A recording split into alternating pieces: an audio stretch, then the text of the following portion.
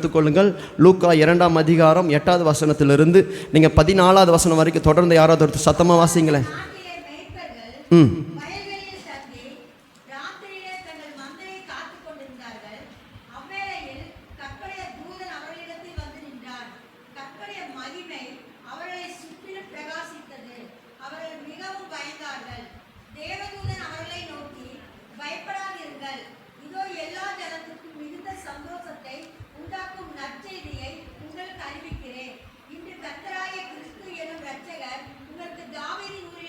இன்று கர்த்தராகிய கிறிஸ்து என்னும் இரட்சகர் உங்களுக்கு தாவீதின் ஊரிலே பிறந்திருக்கிறார்.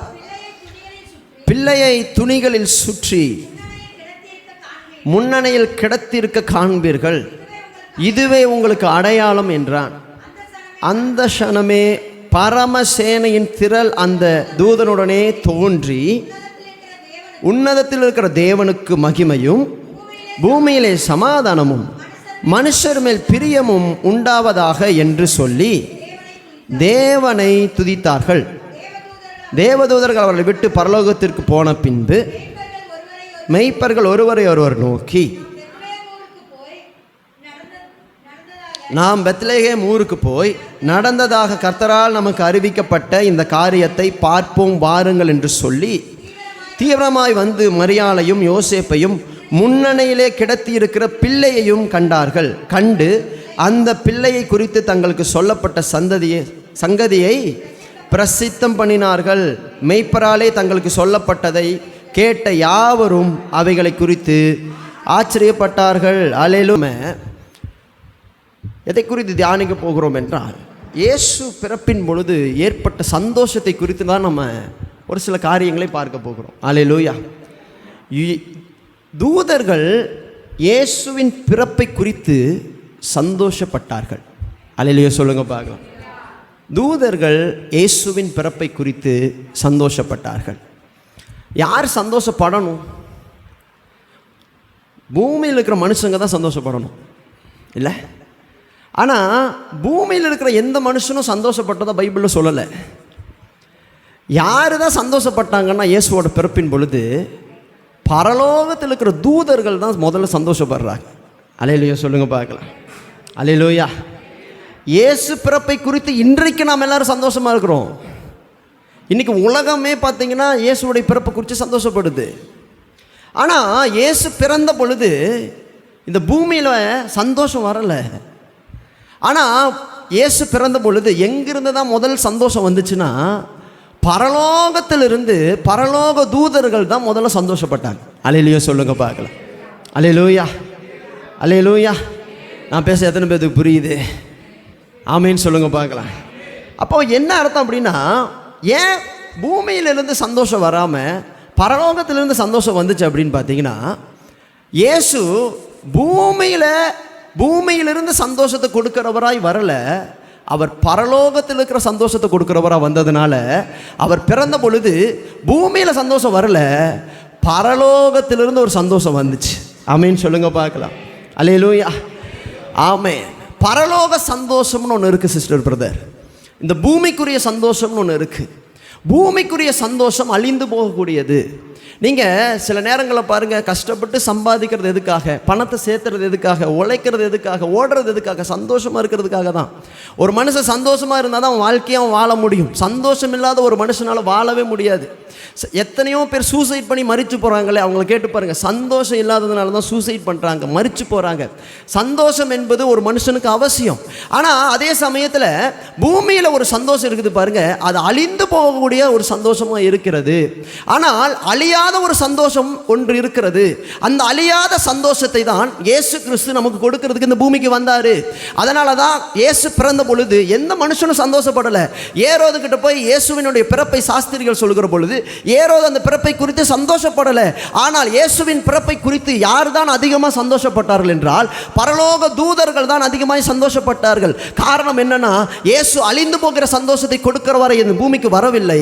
இயேசு அழியாத நித்திய சந்தோஷத்தை நமக்கு கொடுப்பதற்காக இந்த பூமிக்கு வந்தார். எத்தனை பேர் நம்புறீங்க? ஹல்லேலூயா. இந்த கிறிஸ்மஸ் நாளில் இதை சொல்லி உங்களோடத்தில் நான் இந்த நாளை வாழ்த்த விரும்புகிறேன். ஆண்டவராக இயேசு கிறிஸ்து இந்த பூமியில் பிறந்தது நம்ம அழிந்து போகிற ஒரு சந்தோஷத்தை கொடுப்பதற்காக அல்ல. நம்ம வாழ்க்கையில் அழியாத ஒரு சந்தோஷம்னு ஒன்று இருக்குது. அந்த அழியாத ஒரு சந்தோஷத்தை நீங்கள் அனுபவிக்க வேண்டும் என்றால், அந்த அழியாத ஒரு சந்தோஷத்தை நீங்கள் பெற்றுக்கொள்ள வேண்டும் என்றால், நீங்கள் இயேசுவினிடத்தில் வர வேண்டுமே அவசியமாக இருக்குது. ஆமேன்னு சொல்லுங்க பார்க்கலாம். இயேசுவின் இடத்துல வராமல் யாருக்குமே நித்திய சந்தோஷம்ங்கிற ஒன்று கிடைக்கிறது இல்லை. பக்கத்தில் இருக்கிறவங்க கைப்பிடிச்சு சொல்லுங்க பார்க்கலாம். பக்கத்தில் கைப்பிடிச்சு சொல்லுங்க பார்க்கலாம். உங்களுக்கு நித்திய ஜீவனை, நித்திய சந்தோஷத்தை கொடுக்க இயேசு இந்த பூமிக்கு வந்தார். ஆமேன்னு சொல்லுங்க பார்க்கலாம். அதனால தான் சமாரியா ஸ்திரியை பார்த்து ஆண்டவர் பேசுகிறாரு பாருங்க. சமாரியா ஸ்திரியை பார்த்து யோவான் 4ஆம் அதிகாரம் 4வது வசனத்தை வாசிச்சு பாருங்களேன். யோவான் 4:4.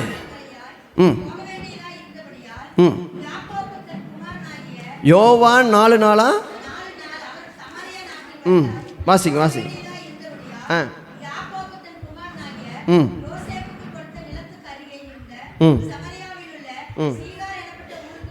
ஓகே, சாரி, யோவான் 4:14 வாசிங்களேன். நான் கொடுக்கும் தண்ணீரை குடிக்கிறவனுக்கோ, நான் வாசிக்கிறேன். நான் கொடுக்கும் தண்ணீரை குடிக்கிறவனுக்கோ ஒரு காலமும் தாகம் உண்டாகாது.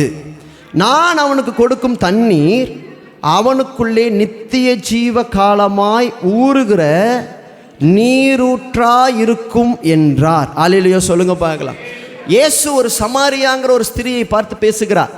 இந்த சமாரியா ஸ்திரீ, இந்த யோவான் 4ஆம் அதிகாரத்தை நீங்கள் வீட்டில் போய் வாசித்து பார்ப்பீங்கன்னா உங்களுக்கு தெரியும். இந்த சமாரியா ஸ்திரியுடைய வாழ்க்கை எப்படிப்பட்ட வாழ்க்கை அப்படின்னு பார்த்தீங்கன்னா, 5 புருஷர்கள் இவளுக்கு இருந்தாங்க. இப்போ இருக்கிறவனும் புருஷன் இல்லை.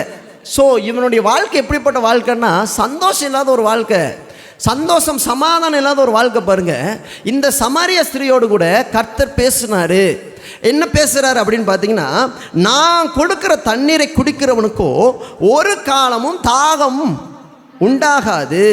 நான் உனக்கு கொடுக்கும் தண்ணீர் அவனுக்குள் நித்திய ஜீவ காலமாய் ஊறுகிற நீரூற்றா இருக்கும் என்றார். இதை எதை குறிக்கிறது என்றால், ஒரு சந்தோஷத்தை குறிக்கிறது. அல்லேலூயா. உலகம் கொடுக்கிற தண்ணீர், உலகம் கொடுக்கிற சந்தோஷம் ஒரு நாள் அழிஞ்சு போகும். இன்னைக்கு சந்தோஷமாக பேசுகிறவங்க நாளைக்கு அந்த உங்கள் முகத்தை கூட பார்க்காம போகலாம். இன்னைக்கு உங்களை சந்தோஷம், நீங்கள் யாரை சந்தோஷம்னு ரொம்ப நினைக்கிறீங்களோ நாளைக்கு அவங்க உங்களை விட்டு தூக்கி எறிஞ்சிட்டு போய்கிட்டே இருக்கலாம். ஆனால் இயேசு கிறிஸ்து சொல்கிறாரு, நான் கொடுக்கிற சந்தோஷம் உனக்குள் ஒரு நாள் அழிஞ்சு போகாது, அது உனக்குள் ஊறுகிற ஜீவ ஊற்றா இருக்கும் என்று இயேசு சொல்லுகிறார். அல்லேலூயா சொல்லுங்க பார்க்கலாம். அப்போ இன்னைக்கு நான் இந்த வார்த்தையை சொல்லி உங்களிடத்தில் பேச விரும்புகிறேன் சிஸ்டர் பிரதர். என்ன அப்படின்னா, நம்ம வாழ்க்கையில் ஒரு நித்திய சந்தோஷம், அழிந்து போகாத ஒரு சந்தோஷம், அழிந்து போகாத ஒரு சமாதானம், அதை கொடுக்க இயேசு வந்தார். அதனால தான் ஆபகுக்கு புஸ்தகத்தில் இப்படி சொல்லப்பட்டிருக்குது பாருங்க.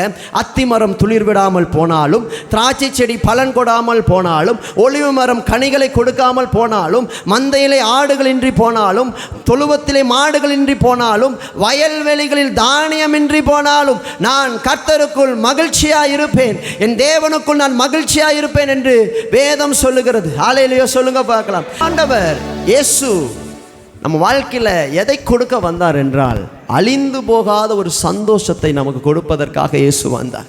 ஆமென் சொல்லுங்க பார்க்கலாம்.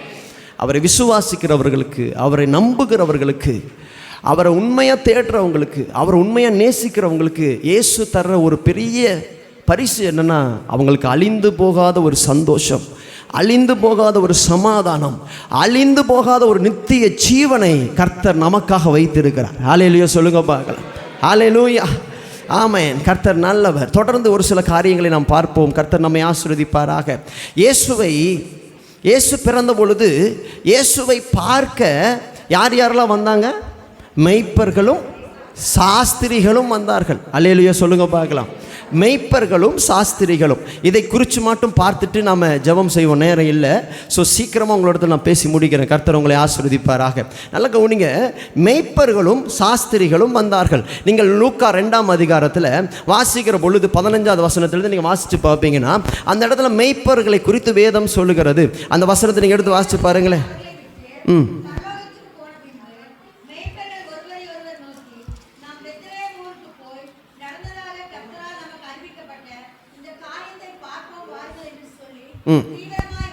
தீவிரமாய் வந்து மரியாளையும் யோசேப்பையும்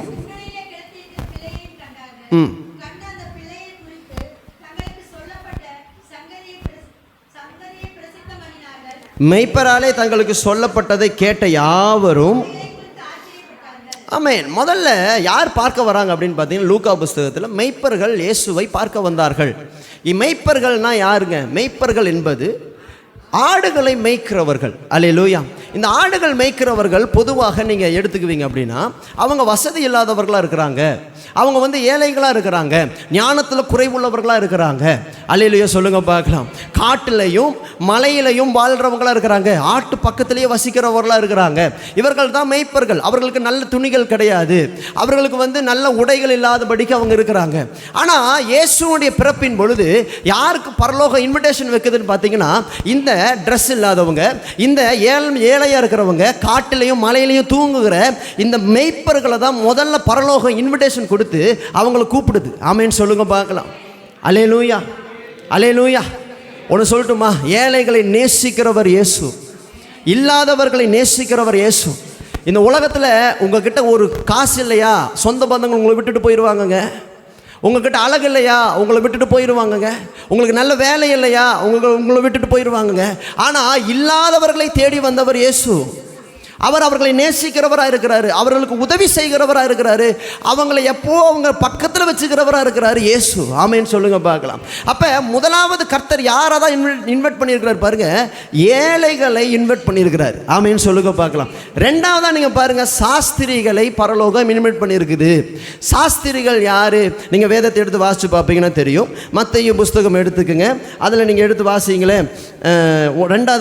2ஆம் அதிகாரத்தில் நீங்கள் வாசிப்பீங்கன்னா அப்படியே வாசிங்க, 1ஆவது வசனத்திலிருந்து அப்படியே வாசிங்க.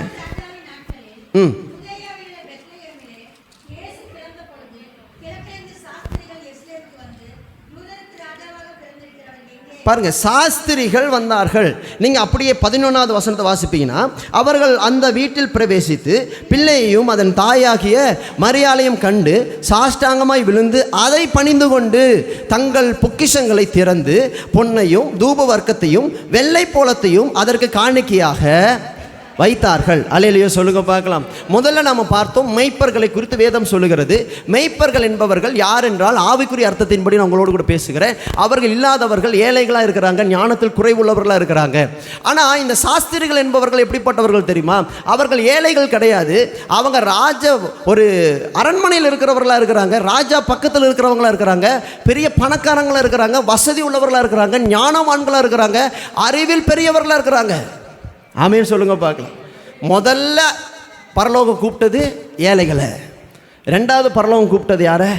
பெரிய பணக்காரங்களை. ஆமென் சொல்லுங்க பார்க்கலாம். அதனால தான் நீங்கள் லூக்கா 2ஆம் அதிகாரத்தில் மெய்ப்பர்கள் இயேசுவை பார்க்க வந்த பொழுது அங்கே இயேசுக்கு காணிக்கை கொடுத்ததா எங்கேயுமே சொல்லலை. ஆனால் மத்தேயு புஸ்தகத்தை நீங்கள் வாசிக்கிற பொழுது, சாஸ்திரிகள் இயேசுவை பார்க்க வந்த பொழுது அவர்கள் காணிக்கையை கொண்டு வருகிறார்கள். அது என்னென்ன காணிக்கை? பொன்னையும் தூப வர்க்கத்தையும் வெள்ளை போலத்தையும் இயேசுவுக்கு காணிக்கையாய் கொடுத்தார்கள். ஆமென் சொல்லுங்க பார்க்கலாம். ஏன் இவங்க காணிக்கையாக கொடுக்குறாங்க? ஏன்னா இவங்க கிட்ட இருக்குது, உள்ளவர்கள். ஆமென் சொல்லுங்க பார்க்கலாம். பணக்காரங்க, வசதி உள்ளவங்க, அதனால் இவங்க காணிக்கை கொடுக்குறாங்க. ஆனால் மெய்ப்பர்களால் அந்த காணிக்கை கொடுக்க முடியல. அவர்கள் இல்லாதவர்கள், வசதி இல்லாதவர்கள், ஏழைகள். ஆமென் சொல்லுங்க பார்க்கலாம். அப்படின்னா நல்லா கவனிங்க, இயேசுவனுடைய பிறப்பின் பொழுது இயேசு யாரை கூப்பிட்டுருக்கிறாருன்னா, பெரிய பணக்காரனையும் கூப்பிட்டுருக்கிறாரு, இல்லாத ஏழைகளையும் கூப்பிட்டுருக்கிறார். ஆமென் சொல்லுங்க பார்க்கலாம். அப்படின்னா என்ன அர்த்தம் பிரதர் சிஸ்டர்? அப்படின்னா என்ன அர்த்தம்னா, நீங்கள் நல்லா கவனிங்க, இயேசுவுக்கு பணக்காரங்களுக்கு இயேசுவும் வேணும், ஏழைகளுக்கும் இயேசு வேணும். ஆமென் சொல்லுங்க பார்க்கலாம். ஏழைகளுக்கு மட்டும்தான் இயேசு. பணக்காரங்க, எங்களுக்கெல்லாம் பணம் இருக்குது, நாங்கள் ஆடம்பரமாக இருக்கிறோம், அரண்மனையில் இருக்கிறோம், எங்களுக்கு இயேசு தேவையில்லைன்னு சொல்ல முடியாது. பணக்காரங்களுக்கு தான் இயேசு வேணும், எங்கள் மாதிரி ஏழைகளுக்கு இயேசு வேண்டான்னு சொல்ல முடியாது.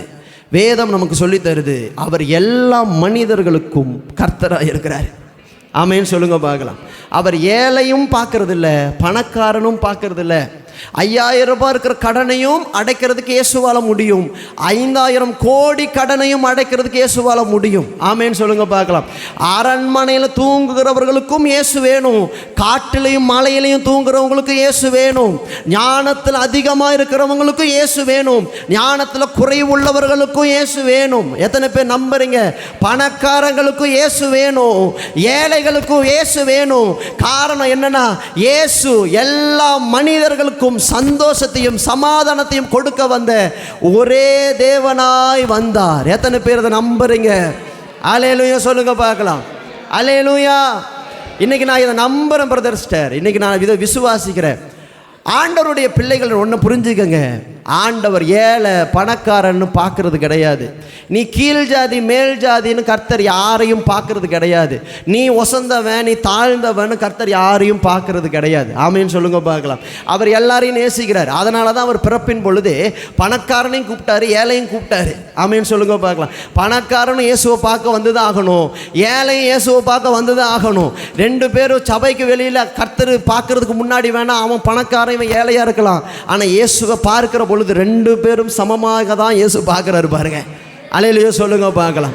ஏன்னா இயேசு எல்லாரையும் நேசிக்கிறார், எல்லாரையும் உயர்த்துகிறார். அதனால தான் பைபிள் ஒரு வசனம் சொல்லுது பாருங்க, சின்னவனை குப்பையிலிருந்து உயர்த்துகிறாராம், சிறியவனை புழுதியிலிருந்து தூக்குகிறாராம், பிரபுக்களோடும் ராஜாக்களோடும் அவரை அமர பண்ணுகிறவராய் இருக்கிறார் என்று வேதம் சொல்லுகிறது. எத்தனை பேர் நம்புறீங்க?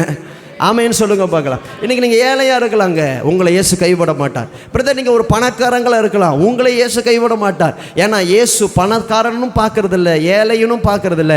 அவரை தேடி வந்த எல்லாருக்கும் அவர் அற்புதம் செய்கிறவராக இருக்கிறார். நீங்கள் எப்பேற்பட்ட பிரச்சனையோடு இருந்தாலும் சரி, நீங்கள் சொல்லலாம், இல்லை பாஸ்டர் இவ்வளவு பெரிய பிரச்சனையிலிருந்து கர்த்தரால் என்னை விடுதலை கொண்டு வர முடியாது நீங்கள் நினைக்கலாம். ஆனால் ஒரு சத்தியத்தை நான் உங்கள்கிட்ட சொல்கிறேன், இல்லை அவர் ஏழைக்கு உதவி செய்கிற வல்லமை உள்ளவராக இருக்கிறாரு. அதே மாதிரி பணக்காரனுக்கு உதவி செய்ய வல்லமை உள்ளவனாக இருக்கிறார். 2 மீன் 5 அப்பத்தை கொண்டு 5000 புருஷர்களையும் போஷிக்க கர்த்தரால முடியும். ஒரு சாரிபாத்துங்கிறவன விதவிய சாக விடாம காப்பாற்றவும் கர்த்தரால முடியும். கர்த்தரால் கூடாத காரியம் ஒன்றுமே இல்லை. எத்தனை பேர் அதை நம்புறீங்க? எத்தனை பேர் விசுவாசிக்கிறீங்க? ஆமேன்னு சொல்லுங்க பார்க்கலாம். நாங்கள் பணக்காரமோ நம்ம ஏழையோ அது முக்கியம் இல்லை. நாம் இயேசுவை உண்மையாக தேடுகிற பொழுது நமக்கு நிச்சயமாய் கர்த்தர் சமீபமாய் வருவார், நமக்கு அற்புதம் செய்வார். நீங்கள் இயேசுவேன்னு கூப்பிட்டு பாருங்க, இயேசுக்கிட்ட உங்கள் பாரத்தையெல்லாம் இறக்கி வச்சு பாருங்க, ஏசப்பா கிட்ட உங்கள் கவலையெல்லாம் சொல்லி பாருங்க, ஏசப்பா உங்களை நம்புகிறேன் ஏசப்பா நீங்கள் சொல்லி பாருங்க. நிச்சயம் நான் நம்புகிறேன், இந்த 2025ஆம் ஆண்டு நடக்கிற இந்த கிறிஸ்மஸ் ஆராதனை நாள் இந்த கூட்டத்தில் கர்த்தர் உங்களுக்கும் ஒரு அற்புதத்தை செய்வார், உங்களுக்கு ஒரு விடுதலையை கொடுப்பார், நீங்களும் சந்தோஷமா இருப்பீங்க. எத்தனை பேர் நம்புறீங்க? அல்லேலூயா, அல்லேலூயா.